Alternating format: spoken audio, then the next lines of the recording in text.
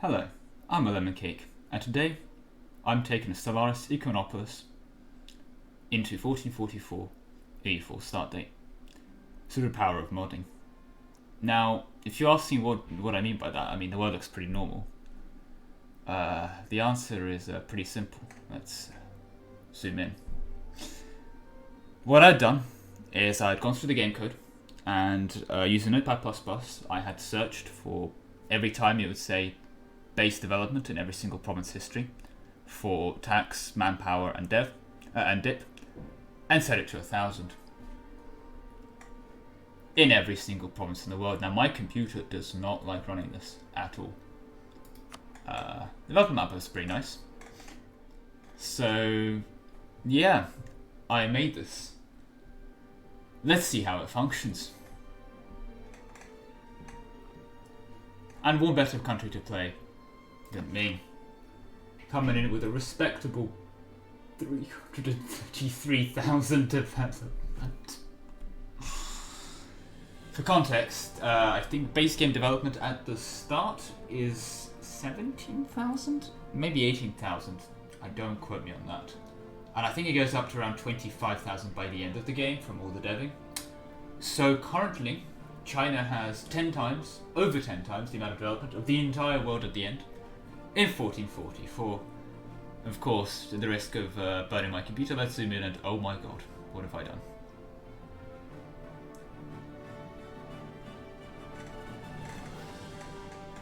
Let's zoom back out before my computer decides to brick itself. And on topic of bricking my computer, let's hit the play button. None of my tributaries are going to be loyal, are they? None of my tributaries are going to be loyal, are they? None of my tributaries are gonna... This is gonna be a Ming potion and a half. Well, I think the code that generates our troops is a bit broken because we have one kill in every province, which is an issue. But not really, of course. We do start with 25 million manpower reserves. That's... I don't even have full quantity or anything. That is just base 25 million from provinces. But this is a really good thing to load into the game, isn't it? It's just a really good thing to load into the game with. So I guess let's set some rivals. Can activate. Oh my god! Of course, we're getting so much progress because our tributaries are so huge. That's amazing. Unfortunately, I think it's going to be all fun and games because I don't think any of them are loyal. But hey, they give you a lot of money. Like 12 monarch. Jesus Christ. Well, that's terrifying. And oh, here's the Imperial army of 2.5 million. My computer genuinely is struggling with zooming in and out. That's how bad it is. 2.5 million Ming army. But this brings the second question of how bad are our rebels? Oh my god, there's 1.6 million Dali separatists. Where even is Dali? I don't know my Chinese geography that well. Where the hell is Dali? Oh dear god, that was a bad idea. That was a bad idea. Oh, there we go. There's the... Oh, dear lord. There are 1.6 million militant people trying to rise up for independence for Dali. What is my force limit? It's 32 million. My force limit is 32 million. What is my supply?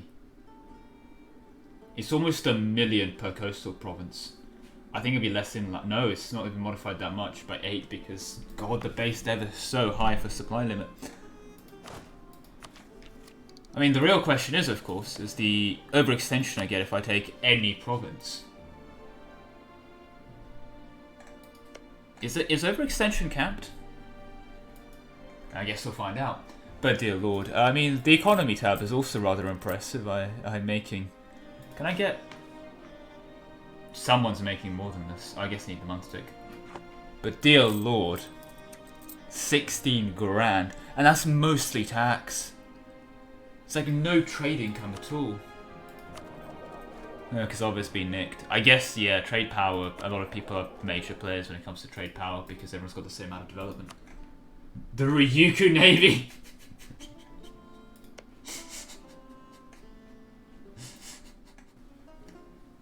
Why did I go through this? And of course, to clarify again, all the uncolonized provinces are 3,000 dev as well. So all the colonial tags are going to have a field day with this. But they won't, because they're not going to move their capital to the New World. Which means all their subjects are going to be instantly destroyed because they're going to be at 3,000 development. But hey, well, you know, when in Rome, let's get military hegemony in 1444. You know, why not? So what is the disaster? Can we deal with it? It's... yeah, so, of course, these steppe nomads aren't my tributaries. You can't really get them to be my tributaries. Because, you know, they have 5 billion dev. Which means I'm just going to get this disaster. Well, that's bad. That's really bad. Basically, I cannot have anyone bordering me that is a nomad, because by definition, if they border me, that's 1,000 development bordering me. Well, at least we can afford level 5 advice. Why are they so expensive? Why is the advisor costing me 800 and... I'm over governing. Every single country in the world is 8 billion over governing capacity, isn't it?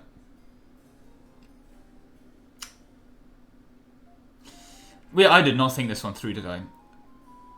Every single country in the world is going to have plus 5 billion from aggressive expansion impact, on top of the billion aggressive expansion impact they already have, because they're going to be so much over governing capacity.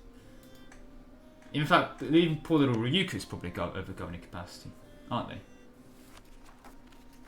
This is actually amazing. Oh my god. I didn't expect that, but of course. Well, after a bit of looking, I found them. It is England, of course, having both a naval and economic hegemony available from day one. Kind of makes sense, since, I mean, we basically transported modern-day China into the English Isles. We have 402 heavies. And so 30 transports. I love how it's just, yep, 30 transports. Should be fine. There's 654,000 men guarding London. But it's okay. We can transport them over for the 100 Years' War with the 30 transports, you know. Thank you, Paradox. Very cool. Yeah, War of the Roses, that just kind of happens. We have to accept that. But yeah, dear Lord, I mean... oh, it does not like the trade money, does it? It does not like the trade money. That mode. There we go. There's just a casual 60% of 4 grand. Just casually making 3 grand here in the English Channel. Wait, that's a lie. This is not. China is making like 8 grand from tax. I guess you need a non-stick. But oh well. God, this is just so continuously cursed. And like the provinces that don't have an army have a weird 1k stack, and then there's this just random distribution of troops. God, I'd never know it. But hey, you know, we're only 30,000 over governing capacity as well. Popping into Austria real quick, the first thing I would like to point out is that Imperial Authority hasn't really changed. Of course, Deb doesn't have much of an impact on that. You still have some odd people voting for you. One major difference, of course, is that people are a lot more likely to back things like Ansbach, because Ansbach is actually a major power, because they have, you know, 3,000 development. But another fun fact, of course, is the fact that I'm making 660 ducats a month from gold. Right, so for the finale, I'm just going to unpause Speed 5 and let the AI try and do its thing. The game does not like me right now. This is full Speed 5, as you can see I'm talking over it.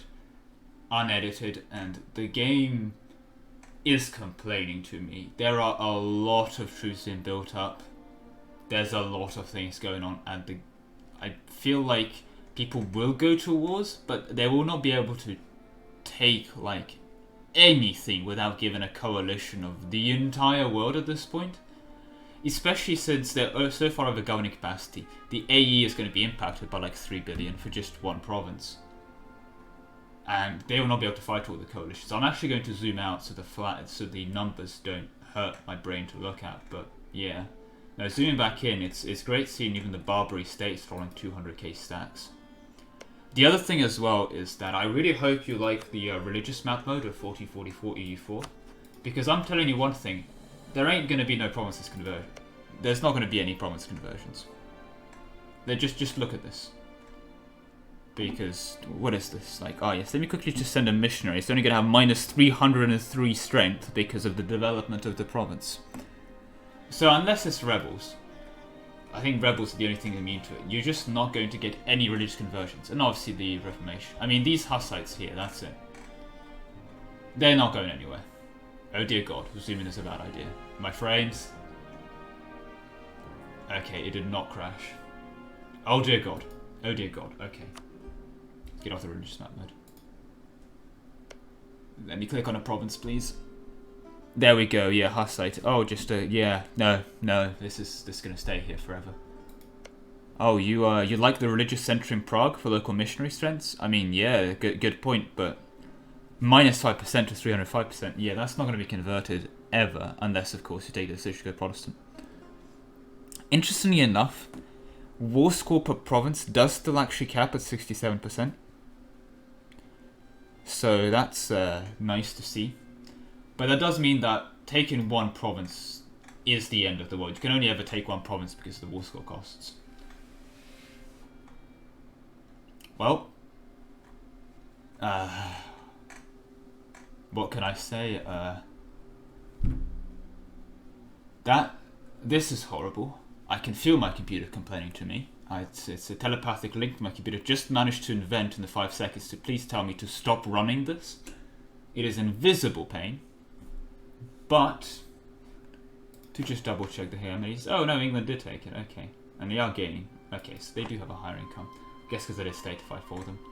But beyond the point, I don't think I want to endure this. And I don't think I want to subject anyone else to this.